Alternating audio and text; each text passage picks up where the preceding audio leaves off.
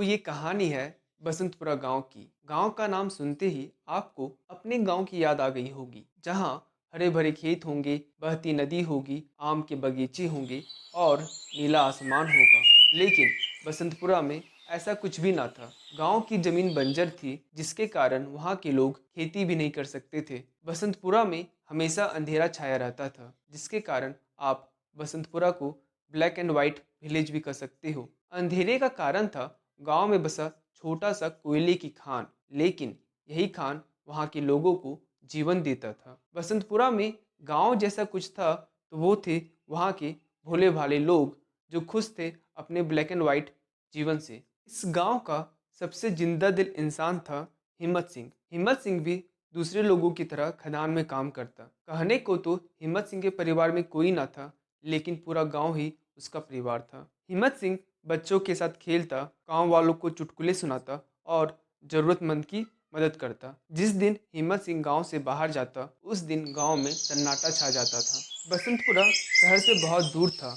गांव के लोग अपनी जरूरत के सामान लाने के लिए ही शहर जाते थे। इसी गांव में रंगा नाम का एक लड़का रहता था। वह हिम्मत सिंह का सबसे अच्छा दोस्त था। रंगा पढ़ाई में तो बहुत अच्छा था, लेकिन घर की जिम्मेदारी के कारण वो भी खदान में काम करता था। हर दिन की तरह रंगा काम के लिए खदान जा रहा था। रास्ते में उसे एक गाड़ी आती दिखाई देती है, जो उसके पास आते ही रुक जाती है। उस गाड़ी से निकलने वाला शख्स रंगा को हैरान कर देता है। वो आदमी और कोई नहीं बल्कि रोहित था। अब आप सोच रहे होंगे कि ये रोहित कौन है। तो रोहित रंगा का बचपन का दोस्त है, जो पढ़ाई के लिए बचपन में ही शहर चला गया था। दोनों दोस्त बहुत दिनों के बाद मिलने पर बहुत खुश थे। दोनों आपस में अपने हालचाल बताने लगे। रंगा और रोहित गांव घूमने लगते हैं। इसी बीच रोहित कहता है, रंगा, यह गांव तो बिल्कुल भी नहीं बदला। ना तो यहाँ स्कूल बने, ना ही सड़कें। क्या बताऊं रोहित, गांव का सरपंच तो बिल्कुल भी गांव पर ध्यान नहीं देता है। सिर्फ अपने फायदे के लिए खदान से कोयला निकलवाता रहता है। हमें अपने गांव का कुछ करना होगा। कब तक यहाँ के लोग इस अंधेरे में जिएंगे?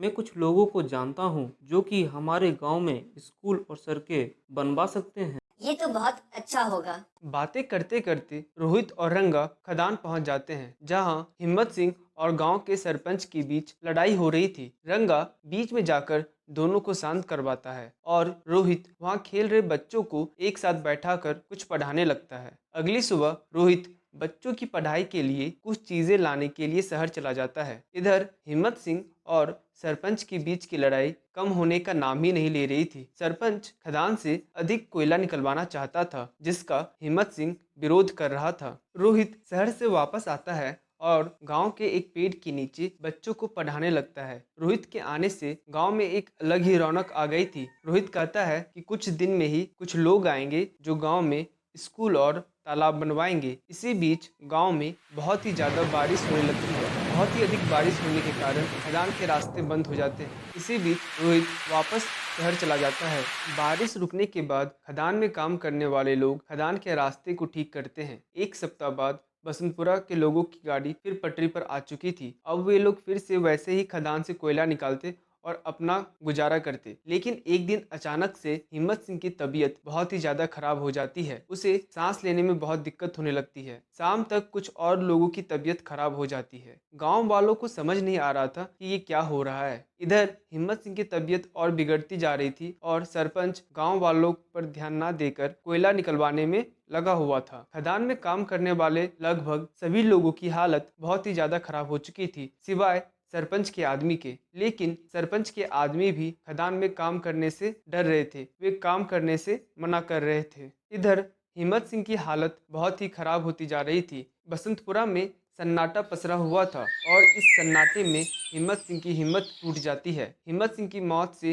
रंगा टूट चुका था। सभी लोगों को लग रहा था कि खदान में कुछ गड़बड़ हो गई है, जिसके कारण ये सब हो रहा है। सभी लोग अब गांव खाली करने को मजबूर हो गए थे। उनका एकमात्र सहारा था खदान, जो अब मौत का खदान बन चुका है। देखते ही देखते पूरा गांव खाली हो चुका था। रंगा भी अपनी माँ के साथ शहर चला जाता है। वहाँ वो एक फैक्ट्री में काम करना शुरू कर देता है। समय गुजरता है, लेकिन रंगा का दिमाग अभी भी गांव पर ही अटका हुआ था। उसे समझ नहीं आ रहा था कि अचानक से ये सब कैसे हो गया। अपने सवालों का जवाब जानने के लिए वो फिर से गांव जाता है। गांव पहुंचते ही रंगा सबसे पहले खदान की तरफ जाता है। खदान पहुंचकर वो देखता है कि कुछ लोग खदान के अंदर जा रहे हैं। वो उन लोगों का पीछा करता है और जो वो देखता है उसे उस पर यकीन नहीं होता है। वो तुरंत शहर वापस आता है और दूसरे दिन गांव वालों को लेकर गांव पहुंच जाता है। अचानक से इतने सारे लोगों को देखकर खदान में काम कर रहे लोग भाग जाते हैं, लेकिन रंगा को हैरानी तो तब होती है जब वह खदान से रोहित को बाहर आता देखता है। गांव वालों ने रोहित को पकड़ लिया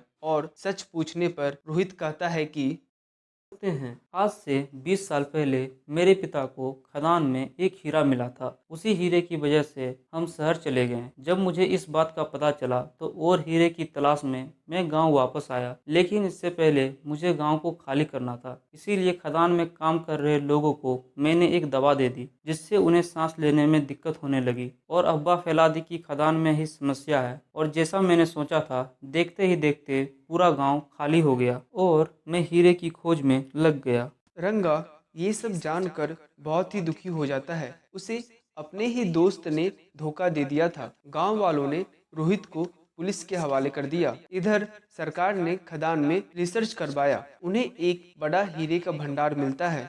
हीरे के मिलने से गांव पूरी तरह से बदल चुका था। अब बसंतपुरा स्मार्ट बसंतपुरा बन गया था। सरपंच को भी हिम्मत सिंह की बहुत कमी महसूस हो रही थी, क्योंकि अब उसकी गलती पर उसे समझाने वाला कोई ना था। अपनी गलती को सुधारने के लिए वो गांव के भले के लिए काम कर रहा था। इधर रंगा अपनी पढ़ाई फिर से शुरू कर देता है। हिम्मत सिंह के नाम पर गांव में एक स्कूल खोला जाता है। बसंतपुरा के लोगों को एक हीरे का खदान मिल चुका था, लेकिन उन्होंने अपना सबसे कीमती हीरा खो दिया।